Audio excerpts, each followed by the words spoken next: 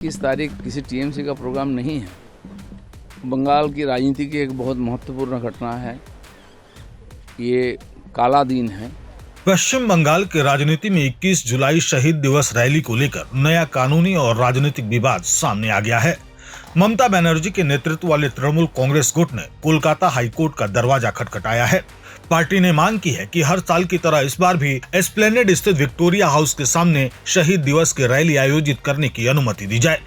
जानकारी के मुताबिक टीएमसी गुट ने 10 जुलाई को हाईकोर्ट में याचिका दायर की थी। सोमवार को इस मामले का जल्द सुनवाई के लिए उल्लेख किया गया, जिसके बाद जस्टिस सौगत भट्टाचार्य ने 15 जुलाई को सुनवाई की तारीख तय की है।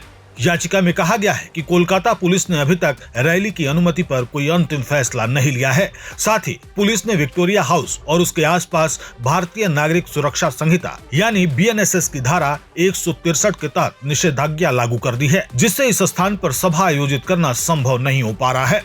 टीएमसी का कहना है कि 21 जुलाई का शहीद दिवस उनकी पार्टी का ऐतिहासिक कार्यक्रम है और सालों से इस स्थान पर आयोजित होता रहा है, इसलिए इस बार अनुमति नहीं देना उनके लोकतांत्रिक अधिकारों का उल्लंघन है।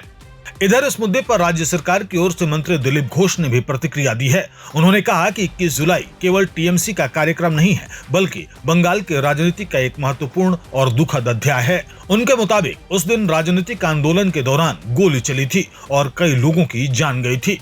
उन्होंने आरोप लगाया कि ममता बनर्जी ने इस आयोजन को अपनी पार्टी तक सीमित कर दिया, जबकि सभी राजनीतिक दलों को उन शहीदों को श्रद्धांजलि देने का अधिकार है। दिलीप घोष ने यह भी कहा कि अब जब टीएमसी के भीतर राजनीतिक संकट गहरा गया है, तो केवल एक दल ही इस दिन पर दावा नहीं कर सकता। उनका कहना है कि सभी दल अपने अपने तरीके से शहीदों को श्रद्धांजलि देंगे। 21 तारीख किसी टीएमसी का प्रोग्राम नहीं है। बंगाल की राजनीति की एक बहुत महत्वपूर्ण घटना है। ये काला दिन है। राजनीतिक कार्यकर्ताओं का जिस प्रकार हत्या हुई थी, राजनीतिक आंदोलन पर गोली चलाया गया था, ये लज्जाजनक है। हम सब उसको श्रद्धांजलि देते हैं। ममता बनर्जी ने हाईजैक की थी, आज उनकी पार्टी ही टूट गई है। आपस में लड़ाई हो रहा है, कौन श्रद्धांजलि देगा? कोई एक पार्टी खाली क्यों देगा? वो कांग्रेस के कार्यकर्ता थे, वो भी देंगे, बाकी सब लोग उनके बारे में अपना श्रद्धांजलि देंगे। अब सबकी नजर 15 जुलाई को होने वाली हाईकोर्ट की सुनवाई पर है।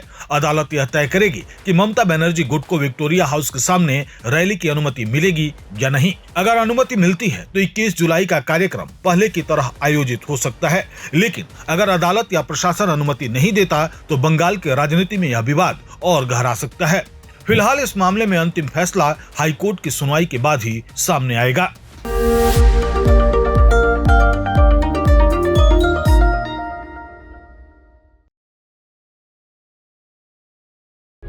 प्रभातखबर.com, विश्वास वही, रफ्तार नहीं।